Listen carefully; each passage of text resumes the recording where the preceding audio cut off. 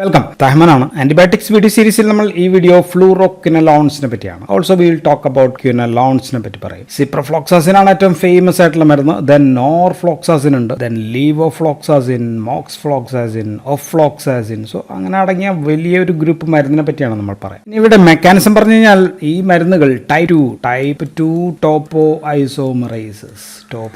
ഐസോമറൈസസിനെ തടയുന്ന മരുന്നുകളാണ്, ഇൻഹിബിറ്റ് ചെയ്യുന്ന മരുന്നുകളാണ്. Inhibit type 2 topoisomerases. Type 2 topoisomerases രണ്ട് തരമുണ്ട്. അത് ടോപ്പോ 2 ഉണ്ട്. ടോപ്പോ 2 എന്ന് പറഞ്ഞു കഴിഞ്ഞാൽ DNA ഗൈറേസ് ആണ്, DNA ഗൈറേസ്. ആൻഡ് രണ്ടാമത്തത് ടോപ്പോ 4 ആണ്. സോ ഇതിനെ രണ്ടിനെയും സോ ഇത്രയാണ് ഇതിന്റെ മെക്കാനിസം. ഞാൻ ഈ മെക്കാനിസം ഡീറ്റെയിൽ ആയിട്ട് ഈ വീഡിയോയുടെ ഏറ്റവും അവസാന ഭാഗം ഞാൻ പറയും.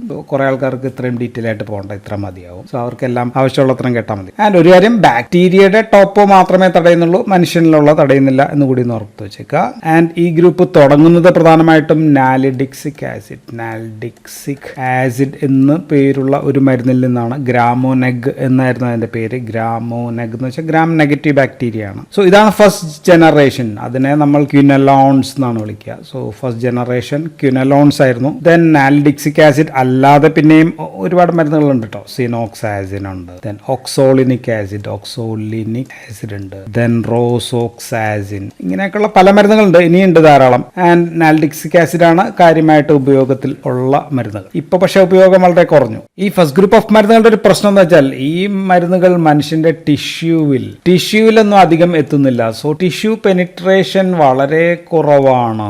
രണ്ടാമത്തത് ബ്ലഡിൽ ആവശ്യമായിട്ടുള്ള ഒരു മിനിമം ഇൻഹിബിറ്ററി കോൺസെൻട്രേഷൻ വരാനായിട്ട് ഭയങ്കര പാടാണ്. അതിനു മുമ്പ് തന്നെ ഇത് യൂറിനിലെത്തും. യൂറിനിൽ ഹൈ ക്ലിയറൻസ് ആണ്. അപ്പോൾ തന്നെ കിഡ്നിയിലൂടെ ഇത് പുറത്തേക്ക് പോകും. അപ്പോൾ യൂറിനിൽ വേഗത്തിലെത്തും. മൂത്രത്തിനകത്ത് സംഭവം വേഗത്തിലെത്തുന്നുണ്ട്. ഇത് യൂറിനറി ട്രാക്ട് ഇൻഫെക്ഷൻസ്, അതിന് ഭയങ്കര കാര്യമായിട്ട് നമുക്ക് ഉപയോഗിക്കാം. മറ്റു ഉപയോഗങ്ങൾക്കൊന്നും ഈ മരുന്ന് പറ്റാതെ വന്നു. അങ്ങനെ നമ്മുടെ ഉപയോഗം കുറഞ്ഞു. മാത്രമല്ല മരുന്ന് വേഗം നഷ്ടപ്പെടുന്നതുകൊണ്ട് നമ്മൾ അപ്പം മരുന്ന് കൊടുക്കണം. നമ്മുടെ ദിവസം 4 നേരമൊക്കെ ഇങ്ങനെ കൊടുത്തുകൊണ്ടിരിക്കുകയും വേണം. ഇതും ഒരു പ്രശ്നമാണ്. 1986 അപ്പോൾ പുതിയൊരു മരുന്ന് വന്നത്. അതിന്റെ പേര് നോർഫ്ലോക്സാസിൻ ആണ്.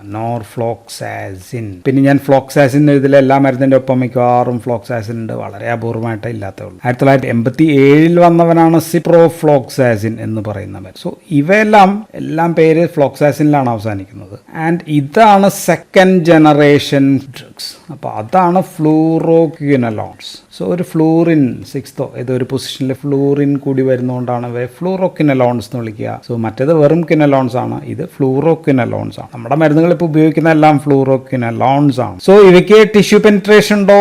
യെസ്, നല്ല ടിഷ്യൂ പെനിട്രേഷൻ ഉള്ള മരുന്നുകളാണ്. ബ്ലഡ് സിറം കോൺസെൻട്രേഷൻ, ബ്ലഡിനകത്ത് ആവശ്യത്തിനുള്ള കോൺസെൻട്രേഷൻ ഉണ്ട്. മാത്രമല്ല ബ്ലഡ് കോൺസെൻട്രേഷൻ കുറവ് മതി. എന്ന് വെച്ചാൽ മിനിമം ഇൻഹിബിറ്ററി കോൺസെൻട്രേഷൻ നമുക്ക് കുറവ് മതി. അപ്പം തന്നെ ആക്റ്റീവ് ആണ് സംഭവം. ദെൻ ബാക്ടീരിയൽ ടോപ്പോ ഐസോമറൈസിന് സെലക്ടിവിറ്റി കൂടുതലാണെന്ന് വെച്ചാൽ ബാക്ടീരിയയുടെ ടോപ്പോ മാത്രമേ തടയുന്നുള്ളൂ, മനുഷ്യൻ്റെതിൽ ഹ്യൂമനിൽ തടയുന്നില്ല. ഓക്കെ. ആൻഡ് ക്ലിയറൻസ് കുറേയും കൂടി സ്ലോ ആണ്. അപ്പൊ നമുക്ക് ദിവസം 1 നേരം 2 നേരം അങ്ങനെയൊക്കെ കൊടുത്താൽ മതി. ആൻഡ് നോറും സിപ്രോം അല്ലാതെ വേറെ ഒരുപാട് മരുന്നുകളുണ്ട്. ഞാൻ 3 കൂടി എഴുതാം. ഒഫ്ലോക്സാസിൻ ഉണ്ട്. ഒഫ്ലോക്സാസിൻ എന്ന് പറയുന്ന മരുന്ന്. ഒഫ്ലോക്സാസിൻ ഒരു ലീവോയും ഡെക്സ്ട്രോയും കൂടി ചേർന്ന അതിന്റെ ഒരു കോമ്പിനേഷൻ ആണ്. ദെൻ പി ഫ്ലോക്സാസിൻ എന്ന് പറയുന്ന മരുന്നുണ്ട്. ദെൻ ലോമി ഫ്ലോക്സാസിൻ ഉണ്ട്.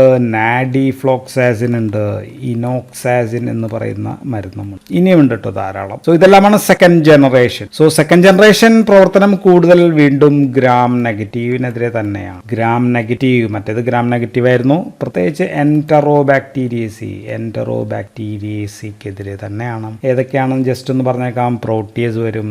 ഈ കോളയാണല്ലോ ഏറ്റവും കൂടുതൽ UT ഉണ്ടാക്കുന്നത്. ഈ കോളൈ, ക്ലെപ്സില്ല അവയ്ക്കെതിരെ ഉണ്ട്. സാൽമോണല്ലയ്ക്കെതിരെ ഉണ്ട്. ഷിജല്ലയിൽ ആക്ഷൻ ഉണ്ട്.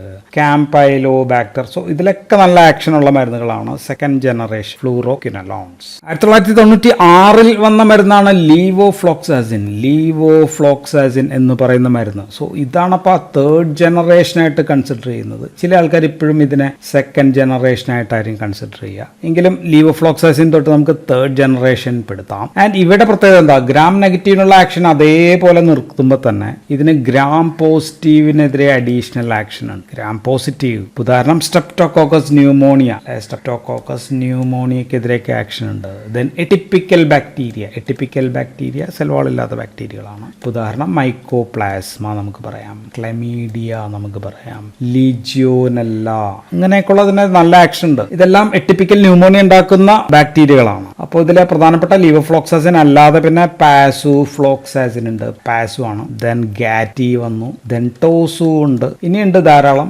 ചിലതൊക്കെ നിരോധിച്ച കൊണ്ട് ഞാൻ എല്ലാം ഒന്നും പറയുന്നില്ല. ഓക്കെ, ആൻഡ് ഗാറ്റിയൊക്കെ MDR TBയിൽ ഉപയോഗിക്കുന്നുണ്ട് കേട്ടോ. MDR TB നിരോധിച്ചതാണ് സത്യത്തിൽ. MDR TBയിലും ദെൻ ടോപ്പിക്കലായിട്ടൊക്കെ തിരിച്ചു വന്നിട്ടുണ്ട് സാധനം. ദെൻ ഇപ്പൊ 4th ജെൻ കൂടിയുണ്ട്. ഫോർത്ത് ജെന്റെ പ്രത്യേകത എനൈറോബിക്കിനെതിരെ കൂടി ആക്ഷൻ വരുന്നു. ഈ എല്ലാ ആക്ഷൻ ഇത് പ്ലസ് എനൈറോബിക് ബാക്ടീരിയക്കെതിരെ കൂടി ആക്ഷൻ വരുന്നതുകൊണ്ടാണ് ഇതിനെ നമ്മൾ 4th ജെൻ എന്ന് വിളിക്കുക. ഫേമസ് പറയുകയാണെങ്കിൽ ജെമി ഫ്ലോക്സാസിൻ ആണ്. ദെൻ മോക്സി ആണ് ഏറ്റവും ഫേമസ്. ഇപ്പോൾ ഇനി വേറെ ഉണ്ടെങ്കിൽ അലാട്ര ഉണ്ട്, അലാട്ര, ബെസി ഫ്ലോക്സാസിൻ, ഡെലാഫ്ലോക്സാസിൻ, ഫിനാഫ്ലോക്സാസിൻ, സിറ്റാഫ്ലോക്സാസിൻ, ട്രോവ ഉണ്ട്. ദെൻ ക്ലിന, ചിലതൊക്കെ നിരോധിച്ചതാണ്. ഞാനെങ്കിലും ആ മരുന്നുകളുടെ പേരങ്ങ് പറഞ്ഞു, നിരോധിച്ചാൽ നമുക്ക് സെപ്പറേറ്റ് പറയാം. ആൻഡ് ഇതിൽ ഈ levofloxacin, levo and gemi and also this mox, ഇത് മൂന്നിനെയും കൂടി ചേർത്തിട്ട് നമ്മൾ വേറൊരു പേര് വിളിക്കും. അതിനെ നമ്മൾ വിളിക്കുക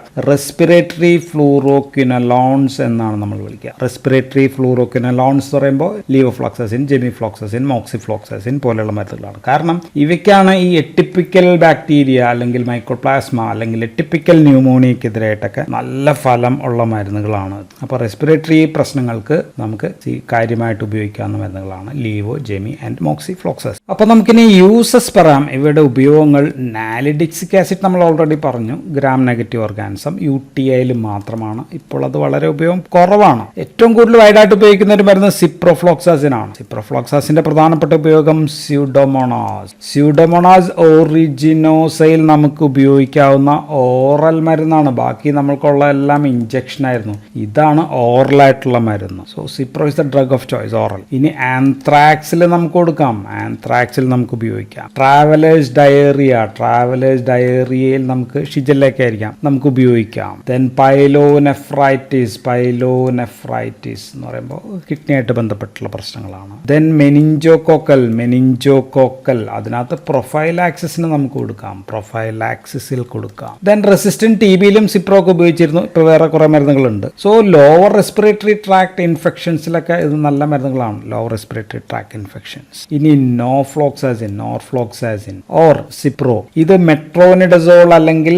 ടിനിഡസോൾ, അത് നമ്മൾ ഓൾറെഡി പറഞ്ഞു കഴിഞ്ഞു. ഇതും ചേർത്തിട്ട് അബ്ഡോമിനൽ ആൻഡ് പെൽവിക് ഇൻഫെക്ഷൻസിൽ കാര്യമായിട്ട് ഉപയോഗിക്കുന്ന മരുന്നാണ്. അബ്ഡോമിനൽ ആൻഡ് പെൽവിക് ഇൻഫെക്ഷൻസിൽ കൊടുക്കാം, വയറുവേദന, വയറ്റിലുള്ള ഇൻഫെക്ഷൻസ്. ആൻഡ് സിപ്രോ ഗുളിക മാത്രമല്ല ഇഞ്ചക്ഷനായിട്ടും അവൈലബിൾ ആണ്. ലിയോഫ്ലോക്സാസിൻ ഇഞ്ചക്ഷനായിട്ടൊക്കെ അവൈലബിൾ ആണ്. ദെൻ ഐ ഡ്രോപ്സ് ആയിട്ട് അവൈലബിൾ ആണ്. ആൻഡ് റെസ്പിറേറ്ററി ഇൻഫെക്ഷൻ ആണെങ്കിൽ നമ്മൾ പറഞ്ഞു റെസ്പിറേറ്ററി ഫ്ലൂറോക്വിനലോൺസ് ആയിരിക്കും നമ്മൾ കൊടുക്കുക. ലീവോ, ഗാറ്റി, മോക്സി ഇതൊക്കെ ആയിരിക്കും നമ്മൾ കൊടുക്കുക. ദെൻ എറ്റിപ്പിക്കൽ, അതിനകത്തും നമുക്കിത് കാര്യമായിട്ട് കൊടുക്കാം. എറ്റിപ്പിക്കൽ ന്യൂമോണിയയിലൊക്കെ ആണെങ്കിൽ ഇതൊക്കെ ആയിരിക്കും കൊടുക്കുക. Then ofloxacin, moxifloxacin, gatifloxacin, lomefloxacin, oflox, moxi, gati, then levo. So ഇതൊക്കെയാണ് ഇപ്പോൾ മൾട്ടി ഡ്രഗ് റെസിസ്റ്റന്റ് TBയിൽ നമ്മൾ ഉപയോഗിക്കുന്ന മരുന്നുകൾ. ഇതിൽ തന്നെ ദിസ് മോക്സിഫ്ലോക്സാസിൻ ആണ് ഏറ്റവും കൂടുതൽ ഉപയോഗം ഉള്ളത്. പക്ഷേ ഏറ്റവും അധികം പ്രിസ്ക്രൈബ് ചെയ്യപ്പെടുന്നത് ലീവോഫ്ലോക്സാസിൻ ആണ്. കാരണം എന്താ വെച്ചാൽ ഇതിന് വില ഭയങ്കര കുറവാണ്, എഫക്റ്റീവ്നെസ് ഉണ്ട്, വിലയും കുറവാണ്. പക്ഷേ ഇത് പുതിയ മരുന്നാണ്, വില ഭയങ്കര കൂടുതലായിരിക്കും, ചീപ്പാണ്. Then skin soft tissue infection, gram positive മൂലമുള്ള skin and soft tissue infections, അങ്ങനെ സ്കിൻ ഗ്രാഫ്റ്റിംഗ്, അങ്ങനെയൊക്കെയുള്ള കാര്യങ്ങൾക്കൊക്കെ നമുക്ക് ഈ സംഭവങ്ങൾ നമുക്ക് ഉപയോഗിക്കാം. ദെൻ ഡെലാഫ്ലോക്സാസിൻ ഉണ്ട്. ഡെലാഫ്ലോക്സാസിൻ നമ്മൾ ഉപയോഗിക്കുന്നത് MRSAയിലാണ്. ഗുളികയായിട്ട് കൊടുക്കാം, ഇഞ്ചക്ഷനായിട്ട് കൊടുക്കാവുന്ന മരുന്നാണ്. അലാട്രാഫ്ലോക്സാസിൻ ഒരു പ്രോഡ്രഗ് ആണ്. അലാട്ര ഞാൻ പറഞ്ഞു, അലാട്ര അത് ട്രോവാഫ്ലോക്സാസിനായിട്ട് മാറുന്ന ഒരു പ്രോഡ്രഗ് ആണ് അലാട്രാഫ്ലോക്സാസിൻ. ഇനി ബെസിഫ്ലോക്സാസിൻ, ഫിനാഫ്ലോക്സാസിൻ, മോക്സിഫ്ലോക്സാസിൻ, ദെൻ ഡോസാഫ്ലോക്സാസിൻ ഇതൊക്കെ നമുക്ക് കണ്ണിലൊഴിക്കുന്ന തുള്ളി മരുന്നായിട്ട് അവൈലബിൾ ആണ്. ഇനി ഓയിൻമെന്റ് ആയിട്ട് ഉണ്ടോ എന്ന് വെച്ചാൽ നാഡിഫ്ലോക്സാസിൻ മുഖക്കുരുവിൽ നമുക്ക് ഉപയോഗിക്കാം. മുഖക്കുരുവിൽ ഓയിൻമെന്റ് ആയിട്ട് ഉപയോഗിക്കുന്ന മരുന്ന്. ദെൻ ഇനോക്സാസിൻ ഉണ്ട്. ഇനോക്സാസിൻ ഈസ് 1% ക്രീമാണ്. അത് ഉപയോഗിക്കുന്നത് ഗ്രാം പോസിറ്റീവ് ആയിട്ടുള്ള സ്റ്റെഫലോകോക്കസ് ഓറിയസ്, സ്ട്രെപ്റ്റോകോക്കസ് പയോജൻസ് ഇവയൊക്കെ മൂലമുള്ള ഇംപെറ്റിഗോയിലാണ്. സ്കിൻ ഇൻഫെക്ഷൻ ആണല്ലോ ഇംപെറ്റിഗോ നമുക്ക് ഉപയോഗിക്കാം. ഓഫ്ലോക്സാസിൻ ഓൾറെഡി ഞാൻ പറഞ്ഞു, ഇവിടെ TB-യിലൊക്കെ ഉപയോഗിക്കുന്നുണ്ട്, ഗുളികയായിട്ടൊക്കെ ഉപയോഗിക്കാം, ആൻഡ് ഓൾസോ ഐ ഡ്രോപ്സ് ആയിട്ടും ഉപയോഗിക്കാവുന്ന മരുന്ന്. ഇനി മൈക്കോബാക്ടീരിയം AVM കോംപ്ലക്സിനകത്ത് ഉപയോഗിക്കാം. മൈക്കോബാക്ടീരിയം AVM കോംപ്ലക്സിലും ഈ TB-യിലൊക്കെ പോലെ തന്നെ ഉപയോഗമുള്ള മരുന്നാണ്. ഈ ഒഫ്ലോക്സാസിൻ, സിപ്രോ ഇതൊക്കെ പോലെ മെട്രോനിഡസോൾ, ടിനിഡസോൾ ഒക്കെ കോമ്പിനേഷൻ ആയിട്ട് ഒഫ്ലോക്സാസിനും കൊടുക്കും കേട്ടോ. സോ ഞാൻ ഈ പറഞ്ഞ ഓർഗാനിസംസ് മൂലമുള്ള പല ഇൻഫെക്ഷനിലും ഈ ഗ്രൂപ്പിലെ മരുന്നുകളൊക്കെ കൊടുക്കാവുന്ന മരുന്ന്. സോ വൈഡായിട്ട് ആപ്ലിക്കേഷൻസ് ഉള്ള മരുന്നുകളാണ്. ഇനി ഈ മരുന്നുകളുടെ കൈനറ്റിക്സ് ആൻഡ് പ്രോപ്പർട്ടീസ് പറഞ്ഞു കഴിഞ്ഞാൽ പലതും ഇത് ടെട്രാസൈക്ലിനുമായിട്ട് സാമ്യമുണ്ട്. പല കാര്യങ്ങളും നമ്മൾ പറയും. ഡ്രഗ് അബ്സോർപ്ഷൻ, ബ്ലഡ് പ്ലാസ്മയിലെല്ലാം ഓക്കെയാണ്. ദെൻ ഇഞ്ചക്ഷൻ ഉണ്ട്, ഐ ഡ്രോപ്സ് ഉണ്ട്, ഇയർ ഡ്രോപ്സ്, അങ്ങനെയൊക്കെ ധാരാളം രീതിയിൽ ലഭ്യം. ആൻഡ് ദിസ് ക്യാൻ ചീലേറ്റ്, ഇത് ടെട്രാസൈക്ലിനായിട്ട് സാമ്യമാണ്. കാൽഷ്യം ഓർ അതർ ഡൈവാലന്റ് ആയിട്ട് ചീലേറ്റ് ചെയ്യാൻ പറ്റും. അപ്പോൾ ഇത് സിമിലർ ടു ടെട്രാസൈക്ലിനാണ്. അപ്പോൾ അതിന്റെ ഗുണങ്ങൾ കുറയാം, മരുന്നിന്റെ ഗുണങ്ങൾ കുറയാം. അപ്പോൾ അതുകൊണ്ട് തന്നെ ഈ മരുന്ന് മിക്കവാറും വെറും വയറ്റിലോ ഫുഡിന് 2 മണിക്കൂർ ശേഷമോ ഒക്കെയാണ് മിക്കവാറും കൊടുക്കുക. എന്നാലും സിപ്രോനൊന്നും അത്ര പ്രശ്നമൊന്നുമില്ല. സിപ്രോഫ്ലോക്സാസിൻ ഈ പ്രശ്നങ്ങൾ കുറവാണ്, ഇൻകോമ്പാറ്റബിലിറ്റി കുറവാണ്. എങ്കിലും അതും ഇങ്ങനെയൊക്കെ തന്നെ കൊടുക്കുന്നതായിരിക്കും നല്ലത്. ദെൻ ചീലേഷൻ പറഞ്ഞപ്പോൾ അന്റാസിഡ്സിന്റെ കാര്യം പറയാൻ പറ്റുമോ? അന്റാസിഡ്സുമായിട്ടും ഈ മരുന്ന് ചീലേറ്റ് ചെയ്യും. സോ അന്റാസിഡ്സ് ഒപ്പം ഉപയോഗിച്ച് കഴിഞ്ഞാൽ ഗുണം കുറയും. ഓക്കെ, ഒരു ഗ്യാപ്പ് ഇട്ട്, കുറച്ച് ചെറിയ ഗ്യാപ്പ് ഒക്കെ ഇട്ട് കൊടുത്താൽ മതി. സിപ്രോക്ക് അത്ര വലിയ പ്രശ്നമൊന്നുമില്ല, എങ്കിലും ദിസ് ഈസ് ഓൾസോ അങ്ങനെ കൊടുക്കാനാണ് നമ്മൾ സാധാരണ ആവശ്യപ്പെടുക. ഇനി രണ്ടാമത്തത് റീനൽ ഫെയിലിയറിലാണെങ്കിൽ ഇത് കോൺട്രാ ഇൻഡിക്കേറ്റഡ് ആണ്. റീനൽ ഫെയിലിയറിൽ സാധാരണ കൊടുക്കാൻ ബുദ്ധിമുട്ടുണ്ട്. അതിൽ തന്നെ കൊടുക്കാവുന്നത് പിഫ്ലോക്സാസിൻ ഓക്കെയാണ്, മോക്സിഫ്ലോക്സാസിൻ ഓക്കെയാണ്, ട്രാവോഫ്ലോക്സാസിൻ, അതിനൊക്കെ പ്രശ്നങ്ങൾ കുറവാണ് റീനൽ ഫെയിലിയറുമായിട്ട് ബന്ധപ്പെട്ട്. ഇനി നമുക്ക് എപ്പോഴെങ്കിലും CSF പെനിട്രേഷൻ കൂടുതൽ വേണം എന്ന് തോന്നിക്കഴിഞ്ഞാൽ ഏറ്റവും ബെസ്റ്റ് പിഫ്ലോക്സാസിൻ ആണ്. പിഫ്ലോക്സാസിൻ ആണ് CNS മെനിഞ്ചൈറ്റിസിലൊക്കെ നമുക്ക് ഉപയോഗിക്കാൻ പറ്റുന്ന ഡ്രഗ് ഓഫ് ചോയ്സ്. ഇനി മരുന്നിൽ ലോങ് ആക്ടിങ് ഏതാണെന്ന് വെച്ചാൽ ഇപ്പോൾ ഉള്ളത് മോക്സിഫ്ലോക്സാസിൻ ആണ്. മോക്സിഫ്ലോക്സാസിൻ ആണ് ഇപ്പോൾ ഉള്ളത്. സ്പാർഫ്ലോക്സാസിൻ ആയിരുന്നു ശരിക്കും ഏറ്റവും ലോങ്സ്റ്റ്, പക്ഷേ ഇപ്പം അത് നിരോധിച്ചിട്ടിരിക്കുകയാണ്. ഇനി ഗർഭിണികളിൽ ഇൻ പ്രഗ്നൻസി ഇത് കോൺട്രാ ഇൻഡിക്കേറ്റഡ് ആണ്. അതും ടെട്രാസൈക്ലിൻ പോലെ തന്നെയുള്ള പ്രശ്നം. ഇനി ദോഷഫലങ്ങൾ, അഡ്വേഴ്സ് എഫക്റ്റ് പറഞ്ഞു കഴിഞ്ഞാൽ അഡ്വേഴ്സ് എഫക്റ്റ് സത്യത്തിൽ ഈ മരുന്നുകൾ താരതമ്യേന സേഫ് ആയിട്ടുള്ള നല്ല വിഭാഗം മരുന്നാണ്. ഒരുപാട് ആൾക്കാർക്ക് ഉപയോഗിക്കാം. കുട്ടികളിൽ നമുക്ക് ഉപയോഗിക്കാൻ പറ്റില്ല, ചിൽഡ്രനിൽ ഉപയോഗിക്കാൻ പറ്റില്ല, പ്രഗ്നൻസിയിൽ നമുക്ക് ഉപയോഗിക്കാൻ പറ്റില്ല. ഈ പ്രശ്നം ഒഴിച്ചു നിർത്തി കഴിഞ്ഞാൽ ബാക്കിയെല്ലാം നമുക്ക് സേഫ്. അപ്പോൾ അഡ്വേഴ്സ് എഫക്റ്റ് കുട്ടികളിൽ എന്താണ് പ്രശ്നം എന്ന് വെച്ചാൽ 18 വയസ്സിൽ താഴെയുള്ളവരെ ഒഴിവാക്കുകയായിരിക്കും. കാരണം എന്താ വെച്ചാൽ കാൽഷ്യമായിട്ട് ചീലേഷനൊക്കെ നടക്കുന്നതാണ്. And this can cause cartilage and bone പ്രശ്നങ്ങളാണ് പിള്ളേരിൽ ഉണ്ടാകുന്നത്. ആർത്രോപ്പതീസ് അങ്ങനെയൊക്കെയുള്ള പ്രശ്നങ്ങൾ. ആൻഡ് ചെറിയ കുട്ടികളിൽ ഇത് ഒഴിവാക്കുക, കോൺട്രാ ഇൻഡിക്കേറ്റഡ് ആണ്. ആൻഡ് രണ്ടാമത്തത് ഇതേപോലെ മുതിർന്നവരിൽ ഓൾഡ് ഏജ്, എൽഡർലിയിൽ ഡാമേജ് ടു ടെൻഡൻസ് ആണ് പ്രശ്നം. ടെൻഡനിൽ പ്രശ്നം ഉണ്ടാക്കും. ടെൻഡനൈറ്റിസ്, ഇൻഫ്ലമേഷൻ ടു ടെൻഡൻസ്, അങ്ങനെയുള്ളൊരു പ്രശ്നം ഇത് ഉണ്ടാക്കുന്നുണ്ട്. മൂന്നാമത്തത് CNS പ്രശ്നങ്ങളാണ്. എപ്പിലെപ്സി ഒക്കെ ഉണ്ടെങ്കിൽ ഇത് കോൺട്രാ ഇൻഡിക്കേറ്റഡ് ആണ്. മറ്റ് എപ്പിലെപ്സി വരുത്താനുള്ള സാധ്യതയുള്ള മരുന്നുകൾ ആൻഡ് ഡ്രഗ് ഇന്ററാക്ഷൻ കൂടി വരുമ്പോൾ ഉദാഹരണം തിയോഫിലിനോ NSAIDs ഇതൊക്കെ കൊടുത്തു കഴിഞ്ഞാൽ ചിലപ്പോൾ ഭയങ്കര പ്രശ്നം വരാം. അല്ലെങ്കിൽ ദീസ് ആർ കമ്പാരിറ്റീവ്ലി വലിയ കുഴപ്പങ്ങളൊന്നുമില്ല. ഗർഭിണികളിൽ ഞാൻ ഓൾറെഡി പറഞ്ഞു, പ്രഗ്നൻസിയിൽ ഇത് കോൺട്രാ ഇൻഡിക്കേറ്റഡ് ആണ് എന്ന് പറഞ്ഞു. ഇനി ഈ മരുന്നുകൾ പലതും ബാൻഡ് ആവാൻ പല കാര്യങ്ങളാണ്. ഒന്ന് അതും അഡ്വേഴ്സ് എഫക്റ്റിൽ വരുന്നതാണല്ലോ. ഒന്ന് സ്പാർഫ്ലോക്സാസിൻ, ലോമിഫ്ലോക്സാസിൻ, ക്ലിനാഫ്ലോക്സാസിൻ, ഇതെല്ലാം ബാൻഡ് ആവാനുള്ള കാരണം ഫോട്ടോ സെൻസിറ്റിവിറ്റിയാണ്. അതും നമ്മൾ ടെട്രാസൈക്ലിന് പറഞ്ഞതാണ്. ഇതിന് പക്ഷേ അത് കൂടുതലാണ്. ഫോട്ടോ സെൻസിറ്റിവിറ്റി ഉണ്ടാക്കുന്നതുകൊണ്ടാണ് ഇത് ബാൻഡ്. ഇനി സ്പാർഫ്ലോക്സാസിൻ തന്നെ ആൻഡ് ഓൾസോ ലോമിഫ്ലോക്സാസിൻ തന്നെ, ദെൻ അതിൻ്റെ ഒപ്പം ഗ്രാപ്പാഫ്ലോക്സാസിൻ, ഇത് QT പ്രൊലോങ്ങേഷൻ ഉണ്ടാക്കും എന്നുള്ളതാണ്. അപ്പോൾ അതുകൊണ്ട് അരിത്മിയ ഉണ്ടാക്കും. സോ ഇത് രണ്ടും കൂടി വന്നുകൊണ്ടാണ് സ്പാറും ലോമിയൊക്കെ ഒഴിവാക്കിയത്. ഇനി ട്രോവാഫ്ലോക്സാസിൻ ഉണ്ട്. ട്രോവാഫ്ലോക്സാസിൻ ഹെപ്പാറ്റോടോക്സിറ്റി ഉള്ളത് കൊണ്ടാണ് നമ്മൾ വേണ്ടെന്ന് വെച്ചത്. ഗാറ്റിഫ്ലോക്സാസിൻ നമ്മൾ ഒഴിവാക്കിയത് ഹൈപ്പോഗ്ലൈസീമിയ, ബ്ലഡ് ഷുഗർ ലെവൽ താഴും, ഹൈപ്പോഗ്ലൈസീമിയ പിന്നീട് അത് കൂടുകയും ചെയ്യും. ആ പ്രശ്നമുള്ളതുകൊണ്ടാണ്. ദെൻ പിന്നെ ടെമിഫ്ലോക്സാസിൻ നമ്മൾ ഒഴിവാക്കിയത് ഇമ്മ്യൂൺ ഹീമോലിറ്റിക്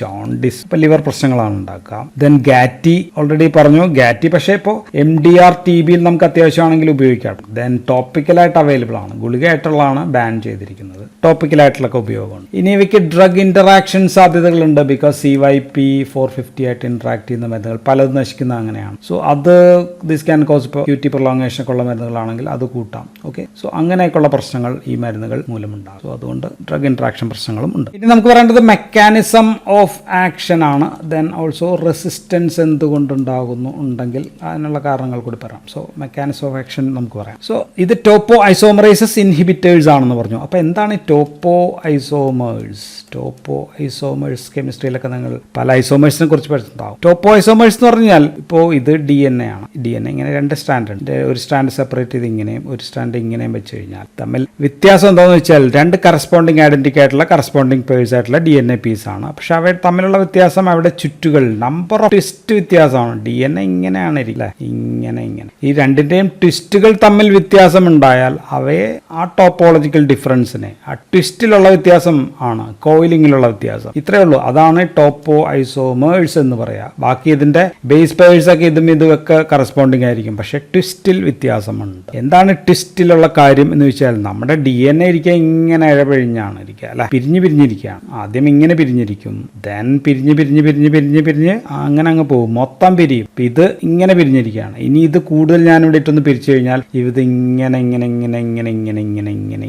പിരിഞ്ഞ് പോകും, അല്ലെ, മൊത്തത്തിൽ പിരിയും. ഇപ്പോൾ ഒരു കയറ് നിങ്ങൾ എടുക്കുക, 2 കയറ് ചുരുട്ടുക, പിരിച്ചു നോക്കിയാൽ മതി. ആദ്യം കയറ് ഇങ്ങനെ പിരിയും, അതിനുശേഷം മൊത്തത്തിൽ കടന്ന് റൗണ്ടായി ഇങ്ങനെ പിരിയും. ഈ മൊത്തത്തിൽ കടന്ന് പിരിയുന്നതിനെ നമ്മൾ സൂപ്പർ കോയിലിംഗ് എന്നാണ് വിളിക്കുക. അതാണ് സൂപ്പർ കോയിലിംഗ്. പക്ഷേ DNA ഇങ്ങനെയാണ് ഇരിക്കുക, സൂപ്പർ കോയിൽഡ് ആയിട്ടാണ് ഇരിക്കുക. പക്ഷെ നമുക്കൊരു പ്രോട്ടീൻ ഉണ്ടാക്കണമെങ്കിൽ നമുക്ക് ഇതിനെങ്ങനെ നിവർത്തി എടുക്കണം, അല്ലെ, നമുക്കിങ്ങനെ നിവർത്തി എടുക്കണം. എന്നാൽ മാത്രമാണ് ഇതിൽ നിന്ന് സ്റ്റാൻഡിൽ നിന്ന് mRNAയുടെ ഒരെണ്ണം ഉണ്ടാക്കാൻ പറ്റുള്ളൂ. അല്ലെങ്കിൽ ഐഡന്റിക്കൽ ഡോട്ടർ ഉണ്ടാക്കണമെങ്കിൽ ഇങ്ങനെ ഉണ്ടാക്കണമെങ്കിൽ അപ്പോഴും ഇത് നിവർത്തി എടുക്കണം. സോ DNA റെപ്ലിക്കേഷൻ അത് വേണം, പ്രോട്ടീൻ സിന്തസിസിന് എല്ലാം ഈ സൂപ്പർ കോയിലിംഗ് നമുക്ക് ആവശ്യമില്ല, അഴിക്കണം. അതായത് ഇപ്പോൾ DNA പോളിമറൈസ് ആണെങ്കിൽ DNA റെപ്ലിക്കേഷൻ, അല്ലെങ്കിൽ RNA പോളിമറൈസ് വരുന്നത് mRNA ഉണ്ടാക്കാൻ വേണ്ടിയിട്ട്. ഇതിങ്ങനെ ആക്ട് ചെയ്ത് പോകുമ്പോൾ നിവർത്തി വരും. നമ്മളിപ്പോൾ ഈ കെട്ട് ഇവിടെ നിന്ന് അഴിക്കാൻ നോക്കി കഴിഞ്ഞാൽ ഇവിടെ തുറന്നു കഴിയുമ്പോഴത്തേക്കും നമുക്ക് കാണാം ഇവിടെ ഇങ്ങനെ ചുരുണ്ട് കൂടുന്നതായിട്ട് കാണാം, അല്ലേ. ഇപ്പം ഇവിടെ ഒന്ന് അഴിച്ചു നോക്കുക, നിങ്ങൾ വീട്ടിൽ പോയിട്ട് കയറെടുത്ത് ഒന്ന് അഴിച്ചു നോക്കിയാൽ മതി. അപ്പോൾ ഇവിടെ ഇങ്ങനെ കെട്ട് മുറുകുന്നതായിട്ടായിരിക്കും നമ്മൾ കാണും. സോ DNA റെപ്ലിക്കേഷൻ സമയത്തും പ്രോട്ടീൻ സിന്തസിസ് സമയത്തും ഇത് അഴിക്കണം.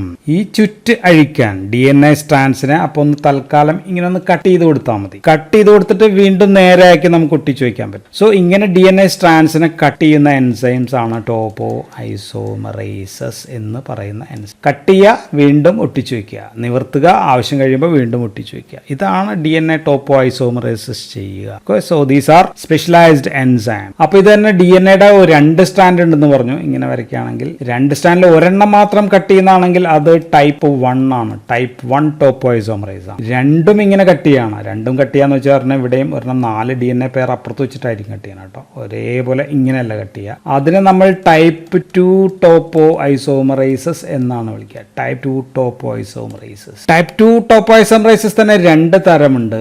അതിൽ ഒന്ന് ടൈപ്പ് 2-ൽ തന്നെ ടോപ്പോ 2 എന്ന് നമ്മൾ വിളിക്കും, അല്ലെങ്കിൽ അതിനെ നമ്മൾ DNA ഗൈറേസ് എന്നാണ്. സോ DNA ഗൈറേസ് ഉണ്ട് ആൻഡ് ഓൾസോ ടോപ്പോ 4. ഇങ്ങനെ 2 തരമുണ്ട്. ഈ DNA ഗൈറേസ് ഇപ്പോൾ ഒരു ഡൈമറാണ്. ഇങ്ങനെ ഒരു സംഭവത്തിൽ ഗൈർ A എന്ന് പറയുന്ന ഒരു ഭാഗമുണ്ട്, ഗൈർ B എന്ന് പറയുന്ന ഒരു ഭാഗം. ഇത് ശരിക്കും ഗൈർ B എന്നൊക്കെ പറഞ്ഞാൽ അവിടെ ഇതിങ്ങനെ അഴിച്ചെടുക്കാനായിട്ട് കട്ട് ചെയ്യാനായിട്ട് നമുക്ക് എന്ത് വേണം? ഫോസ്ഫേറ്റ് വേണം, അല്ലെ. അവിടെ എനർജി സപ്ലൈ ചെയ്യുന്ന ആൾക്കാരാണ്, അതും വേണം. ടോപ്പ് 4 എന്ന് വെച്ചാൽ ഒരു ടെട്രാമറാണ്. 4 ആൾക്കാർ ചേർന്നാണ്. 4 ആൾക്കാർ എന്ന് വെച്ചാൽ 2 ആൾക്കാർ തന്നെ ഉള്ളൂ ശരിക്കും. Partition C and partition E. ഇവിടെയും C, ഇവിടെ E. ഇങ്ങനെ 4 പേര് ചേർന്നാണ്. സോ ഇതിൻ്റെ അതേ ഫംഗ്ഷൻ തന്നെയാണ്. ഒരാളിങ്ങനെ അഴിക്കാനും ഒരാളവിടെ ഫോസ്ഫേറ്റ് കൊടുക്കാനുമായിട്ടുള്ള ആൾക്കാരാണ്. അപ്പോൾ ഇതിൻ്റെ ആദ്യ ഭാഗങ്ങൾ ഇപ്പോൾ DNA നമുക്ക് ഇതാണ് DNA കട്ട് ചെയ്യേണ്ടതെന്ന് വിചാരിക്കുക. ഇങ്ങനെ ഇരിക്കാൻ ലൈറ്റായിട്ട് വരയ്ക്കുകയാണ്. ശരിക്കും ഇങ്ങനെയല്ല, നല്ല ചുരുണ്ട് കൂടി കിടക്കുകയാണ്. സോ ഇവിടെ വെച്ച് കട്ട് ചെയ്യാനായിട്ട് ആദ്യം അവിടെ പോയിട്ട് ഗൈർ B എന്ന് പറഞ്ഞ ഭാഗം പിടിക്കണം. എന്നിട്ട് അവിടെ എൻസൈംസ് ഫോസ്ഫേറ്റ് കൊടുക്കുമ്പോഴാണ് മറ്റേ ആൾ ഒന്ന് കട്ട് ചെയ്യുക. ആൻഡ് ഇങ്ങനെ കട്ട് ചെയ്തതിനെ മാറ്റുന്ന പണിയാണ് ടോപ്പോ 4 അധികമുള്ളത്. ഈ സെപ്പറേഷൻ, പുതിയതായിട്ടുണ്ടായ DNA സെപ്പറേഷൻ ഇതിൽ നിന്ന് മാറ്റി വേറെ ശരിയാക്കുക ആൻഡ് അങ്ങനെയുള്ള കാര്യങ്ങൾ. Separation of daughter cells, daughter DNA. So ഇതാണ് ഈ ടോപ്പോ ഐസോമറൈസസ് ചെയ്യുന്ന പണി. ആൻഡ് മനുഷ്യനിൽ ഇതല്ല നമ്മുടെ ടോപ്പോ ഐസോമറൈസസ് എന്നുകൂടി നമ്മൾ ഓർക്കുക. അതുകൊണ്ടാണ് ഈ മരുന്നുകൾ മനുഷ്യനിൽ പ്രയോജനമില്ലാത്തത്. ഇനി മനുഷ്യന്റെ DNAയിൽ ആക്ട് ചെയ്യുന്ന ടോപ്പോ ഉണ്ടെങ്കിലോ അതിനെ നമ്മൾ ഉപയോഗിക്കുന്നുണ്ട്. അത് നമ്മൾ ആൻറ്റി ക്യാൻസർ ഡ്രഗാണ്. സെയിം മെക്കാനിസം ഓഫ് ആക്ഷൻ, അത് ആൻറ്റി ക്യാൻസർ ആണ്. ഇപ്പോൾ ഫേമസ് മരുന്ന് എന്ന് പറഞ്ഞാൽ ടോപ്പോട്ടിക്കാൻ, ഞാൻ ടോപ്പോ വെച്ചിട്ട് പറയാനുള്ള പറഞ്ഞാണ്, ഇറിനോട്ടിക്കാനൊക്കെ അങ്ങനെയൊക്കെ ഉള്ളത് മനുഷ്യനിൽ ആക്ട് ചെയ്യുന്ന ആൻറ്റി ക്യാൻസർ മരുന്നുകളാണ് എന്ന് കൂടി ആലോചിച്ചു. സോ ഈ മരുന്നുകൾ കളറൊന്ന് മാറ്റാം. ഈ മരുന്നുകൾ നമ്മൾ ഉപയോഗിക്കുക ടോപ്പോ 2നെ തടയുന്ന മരുന്നും ടോപ്പോ 4നെ തടയുന്ന മരുന്നുകളാണ്. സോ ഫ്ലൂറോക്വിനലോൺസ് ടോപ്പോ 2നെയും ടോപ്പോ 4നെയും തടയും. ക്വിനലോൺസ് ആണെങ്കിൽ ടോപ്പോ 2നെ മാത്രമായിരിക്കും തടയും. അതിലും വ്യത്യാസമുണ്ട്. ഇപ്പോൾ ക്വിനലോൺസ് അല്ലെങ്കിൽ നാലിഡിക്സിക് ആസിഡ് എന്ന് പറയുന്ന മരുന്ന് ഗ്രാം പോസിറ്റീവിലാണെങ്കിൽ ടോപ്പോ 4നെ ആയിരിക്കും തടയും. ഓക്കെ, ഗ്രാം നെഗറ്റീവിലാണെങ്കിൽ ഗൈറേസിനായിരിക്കും തടയുക. അങ്ങനെയൊക്കെ ചെറിയ ചെറിയ വ്യത്യാസങ്ങളൊക്കെ ഉണ്ടായിരിക്കും കേട്ടോ. മറ്റ് ഫ്ലൂറോക്വിനലോൺസ് ഞാൻ പറഞ്ഞു ഇതിനെയും തടയും, ഇതിനെയും ഒരേപോലെ തടയുന്ന മരുന്നായിരിക്കും. മിക്കവാറും ആദ്യം ഈ ഗൈർ ബി എന്ന് പറയുന്ന ഭാഗവും ഈ ഭാഗവും ഒക്കെ ഒട്ടിച്ചേരുന്ന അവിടെ പോയി ഒട്ടിച്ചേരും. ഈ ഒട്ടിച്ചേർന്നതിന് ശേഷം അടുത്ത ഭാഗം വന്ന് ഒട്ടിച്ചേരാതിരിക്കാനായിട്ട് അല്ലെങ്കിൽ അടുത്ത ഭാഗത്തിന് ആക്ട് ചെയ്യാൻ പറ്റാത്ത രീതിയിലേക്ക് ആക്കുന്ന പരിപാടികളാണ് ഈ മരുന്നുകൾ ചെയ്യുക. അപ്പോൾ എന്ത് പറ്റും, DNA നമുക്ക് സ്ട്രാൻഡ് അഴിക്കൽ നിൽക്കും. സ്ട്രാൻഡ് അഴിക്കൽ നിന്ന് കഴിഞ്ഞാൽ ഡോട്ടർ DNA ഇല്ല. അപ്പോൾ പുതിയ സെൽ മൾട്ടിപ്ലിക്കേഷൻ കുറയും. അല്ലെങ്കിൽ സെല്ലിൻ്റെ ഏതെങ്കിലും പ്രോട്ടീൻ സിന്തസിന് mRNA എടുക്കണമെങ്കിൽ അത് നടക്കും. ഇങ്ങനെയാണ് ഇത് വർക്ക് ചെയ്യുക. ഓക്കെ, മനുഷ്യനിൽ ഈ ടോപ്പോ 4 ഒന്നും ഇല്ല. ഇനി TB ഉണ്ടാക്കുന്നത് മൈക്കോബാക്ടീരിയ ആണല്ലേ. മൈക്കോബാക്ടീരിയത്തിൽ ടോപ്പോ 4 ഇല്ല എന്നുകൂടി നമ്മളൊന്ന് ജസ്റ്റ് ഓർത്ത് വെക്കുക. Because these drugs are widely used in TB. 4 മരുന്നുകൾ ഞാൻ പറഞ്ഞു TBയിൽ ഉപയോഗിക്കുന്നതാണെന്ന് പറഞ്ഞു. അവിടെ അപ്പോൾ അത് ഇൻഹിബിറ്റ് ചെയ്യുക ടോപ്പോ 2 DNA ഗൈറേസിൽ മാത്രമായിരിക്കും എന്നുകൂടി ഒന്ന് ആലോചിക്കും. ഇനി ഞാൻ ഈ പറഞ്ഞ ഗ്രൂപ്പ് അല്ലാതെ വേറൊരു മരുന്ന് കൂടി ഈ ഗ്രൂപ്പിൽ നമ്മൾ പെടുത്താറുണ്ട്. Amino coumarins novobiocin like drug. Just ഒന്ന് കേട്ടിരിക്കുക, അത് ഗൈർ ബീനെ മാത്രം തടയുന്ന മരുന്നുകളാണ്. സോ അപ്പോൾ നമുക്ക് ലാസ്റ്റ് റെസിസ്റ്റൻസ് കൂടി എന്ന് പറഞ്ഞേക്കാം. ഈ സ്ലൈഡിൽ തന്നെ പറഞ്ഞേക്കാം. റെസിസ്റ്റൻസ് എന്തുകൊണ്ട് ഉണ്ടാവും എന്ന് വെച്ചാൽ ഇത് സിന്തറ്റിക് മരുന്നുകളാണ്, ഇതൊക്കെ കൃത്രിമമായിട്ട് ഉണ്ടാക്കിയെടുക്കുന്നത്. അതുകൊണ്ട് തന്നെ റെസിസ്റ്റൻസ് ചാൻസ് വളരെ കുറവാണ്. പക്ഷേ എങ്കിലും ബാക്ടീരിയ എന്ത് ചെയ്യുന്ന വെച്ചാൽ ഈ ഗൈറേ, ബാക്ടീരിയയുടെ ഗൈറേയും ഗൈർ ബിയും ഇതിലൊക്കെ ചെറിയ പോയിന്റ് മ്യൂട്ടേഷൻ വരും. പോയിന്റ് മ്യൂട്ടേഷൻ വന്നിട്ട് ഈ സംഭവം തള്ളും. അല്ലെങ്കിൽ ബാക്ടീരിയയുടെ അകത്തേക്ക് കടക്കുന്ന പമ്പ് അല്ലെങ്കിൽ പുറത്തേക്ക് തള്ളുന്ന എഫ്ലക്സ് പമ്പ് വഴി മരുന്നകത്ത് കയറി കഴിഞ്ഞാൽ അതിനെ പിടിച്ച് പുറത്തേക്ക് വിടും. അങ്ങനെയും റെസിസ്റ്റൻസ് ഉണ്ട്. സോ ഇത്രയും കാര്യങ്ങളാണ് നമുക്ക് ഫ്ലൂറോക്വിനലോൺസ്, അതിൽ സിപ്രോഫ്ലോക്സാസിൻ, ലീവോഫ്ലോക്സാസിൻ, നോർഫ്ലോക്സാസിൻ, ഓക്സിഫ്ലോക്സാസിൻ, മോക്സിഫ്ലോക്സാസിൻ. സോ ഇങ്ങനെയുള്ള ഫ്ലോക്സാസിൻ ഗ്രൂപ്പുകളെ പറ്റി നമുക്ക് പറയാനുള്ളത്. So that's all in this video. Thank you for watching.